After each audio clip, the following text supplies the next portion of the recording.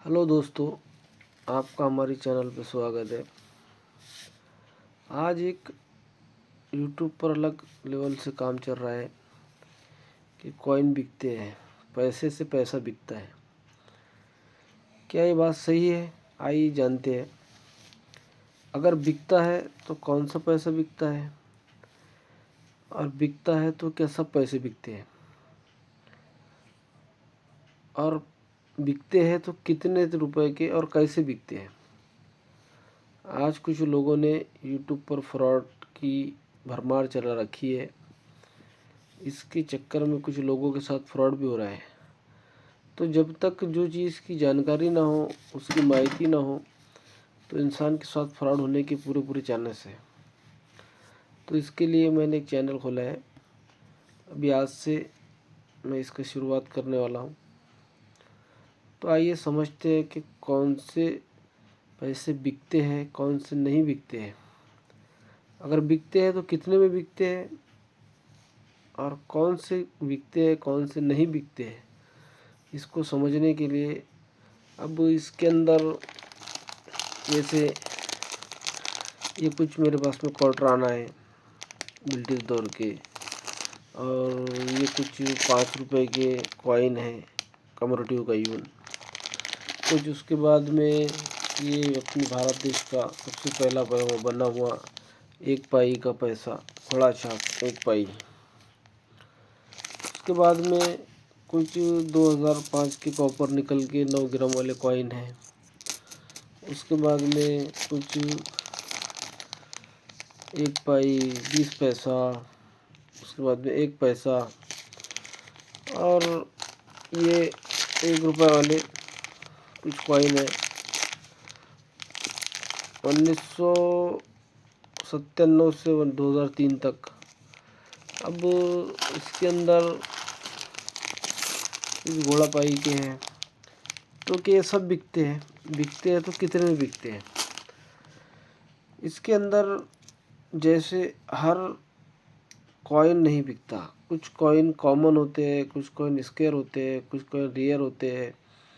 हर coin की कुछ ना कुछ खासियत होती है, इस वजह से वो कॉइन बिकते हैं और उनकी कीमत होती है। जैसे कॉपर निकल में 9 ग्राम में 5 रुपये वाला कॉइन, अगर ये 2004 का कॉइन है, इसमें अगर ये हैदराबाद मिंट से छपा है तो ये रेयर कॉइन है, तो इसकी कीमत अलग होंगी। जैसे 1000, 1500, उसकी कंडीशन के बेस पर, उसकी कंडीशन फाइन है, वेरी फाइन है, इवेंसी है। जैसी कंडीशन होगी वैसी उसकी प्राइस होगी, वो हिसाब से उसकी रेंज होगी। अब उसके अंदर अगर कोई लेके आ जाए ये पूरे 5 रुपये वाले कॉइन और बोले ये बेचना है, तो ये ऐसे नहीं बिकेंगे। जो दो कॉमन कॉइन में, रियर कॉइन में जो उसकी पहचान होती है, वो उसके बेस पर बिकते हैं। अब जैसे इनको समझना कैसा है, तो सबसे पहले तो जैसे अपने भारत की 4 मिंटें हैं, जैसे Bombay mint, Hyderabad mint, Kolkata mint. Bombay, Hyderabad, Kolkata, और उसके बाद में नोएडा मिंट। तो हर कॉइन के पीछे जो सन होता है, उसके नीचे उसका निशान आता है। हर कॉइन के पीछे जो सन होता है, उसका कॉइन होता है, उसका निशान आता है, उसकी पहचान होती है इसकी मिंट की, कि वो कौन से मिंट से छपा है। अब जैसे ये 2 रुपये का कॉइन है। अब ये 2 रुपये का कॉइन है, तो ये कॉइन है 1997 का। अब इसके नीचे स्टार का निशान नज़र आ रहा है, तो ये अलग हो गया। अब उसके बाद में एक दूसरा वाला ये कॉइन है 1997 का। अब उसके बाद फिर जैसे ये है 1998 का कॉइन। ठीक है, तो अब हम इनकी मिंट को समझने की कोशिश करते हैं। अब ये जैसे 1998 है, ये 2000 कॉइन है। उसके बाद में ये 1900, फिर कॉइन किधर गया, 98, 99, 2000। अब ये एक कॉइन है, तो इसके नीचे जो ये निशान नज़र आ रहा है, आपको जो निशान दिख रहा होगा, सन के नीचे स्टार दिखाई दे रहा होगा अगर आपको वीडियो में। सन के नीचे जो स्टार है ये इसकी पहचान है। ये 1998 के नीचे 1998 के नीचे जो स्टार नज़र आ रहा है ये हैदराबाद में से छपा है। ऐसे ही अगर इसके नीचे स्टार की जगह अगर इसके नीचे पॉइंट आएगा तो वो नोएडा मिंट से छपा है। या अगर इसके नीचे काजू कतली जैसा स्टार के जैसा एक निशान, इसके डायमंड के निशान आएगा, वो मुंबई से छपा है। तो और अगर ये सन के नीचे कोई निशान नहीं तो इसका मतलब वो कोलकाता से छपा है। अब जैसी इनकी मिंट होगी ऐसी इसकी रियल होगी। अगर ये 2 रुपये के कॉइन में अगर 1992 का यही कलदार एक राष्ट्रीय एकता वाला कलदार अगर उसके नीचे 1992 का सन है और उसके नीचे अगर पॉइंट है, गोल पॉइंट जैसे पानी का बूंद गिरता है ऐसा अगर बूंद है तो वो नोएडा मिंट से छपा है तो वो रियल होता है। उसकी कीमत अब जैसे ये कॉइन अगर आज की कंडीशन में 3 रुपये इसकी कॉइन रखता है, 3 रुपये की कीमत रखता है।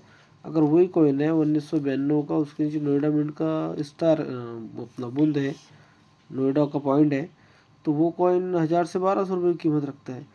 तो हर कॉइन नहीं बिकता और हर सिक्का नहीं बिकता। जिसके अंदर कोई ना कोई खासियत है, कोई ना कोई कंडीशन है, वो कंडीशन पर वो बिकता है, वो कंडीशन पर उसकी कीमत आती है। तो अगर अभी इसको समझने के लिए अब जैसे इसके अंदर अब आप देखेंगे ये जो डब्बू कॉइन आते थे, अब ये डब्बू कॉइन के अंदर में ही अब जैसे ये डब्बू कॉइन है, ये 1 रुपये का डब्बू कॉइन है, ये 1977 का है। अगर तुम इसको लेके कहीं फिरोगे, इसको बेचना चाहोगे तो ये क्या बिकेगा? ये 1977 का कॉमन कॉइन है, ये कीमत रखता है 3 से 4 रुपये, बिकते ही भी है पर इनकी कीमत नहीं आती है। अब ये 3 से 4 रुपये का कॉइन बिकेगा और अगर यही कॉइन 1970 का है, बॉम्बे मिंट का है, जैसे ये 1977 का है बॉम्बे मिंट का कॉइन है, अगर ये कॉइन 1970 का है बॉम्बे मिंट से अगर छपा है तो इसकी कीमत 5000 रुपये हो जाएगी। तो ऐसे इसके अंदर सन की मिंट की कीमत होती है। और ये कोई जो एक इसका कॉइन जो है ये कोई बिज़नेस वगैरह नहीं, ये कलेक्शन का शौक़ है। इसको शौक़ वाले ख़रीदते हैं, शौक़ वाले बेचते हैं, ऐसे इसका मज़ार चलता है। अब कुछ लोगों का कहना है कि भाई ये लोग लेकर करते क्या है, ये कॉइनों को सिक्के को जमा करके क्या करते हैं। तो कुछ लोग इसको शौक़ के हॉबी के हिसाब से ख़रीदते हैं, जमा करते हैं, रखते हैं। कुछ लोग इसको बिज़नेस के हिसाब से ख़रीदते हैं। जैसे कि आज एक दौर में हैदराबाद मिंट का जो 2004 का कॉइन था हैदराबाद मिंट का, वो 500 रुपये 600 रुपये का बिकता था, लेकिन आज उसकी कीमत 1000 1200 1500 रुपये है। तो कुछ लोग लेकर उसको होल्ड कर आज रखते हैं एग्जीबिशन, और कल को जमा कर फिर वो कुछ प्रॉफिट दे के कुछ ऊपर पैसे दे के जाता है आपको। तो कुछ हॉबी के लिए ख़रीदते हैं, कोई बिज़नेस के हिसाब से ख़रीदते हैं। अब रहा इसके अंदर और जैसे कौन कौन से सिक्के चल सकते हैं, तो अभी विस्तार में मैं कल की आने वाले वीडियो में आपको बताऊंगा कि कौन से मेटल है, कब बना है, कैसा बना है और इसको कहाँ बेचना, कहाँ ख़रीदना, ये इसकी हिस्ट्री होती है। अब इसके अंदर जैसे कुछ और सी चीज़ें हैं वो आने वाली वीडियो में मैं आपको बताऊंगा। इसको समझने के लिए हमारे चैनल को सब्सक्राइब करें, फॉलो करें और अगर कुछ राय लेना है तो कमेंट करें।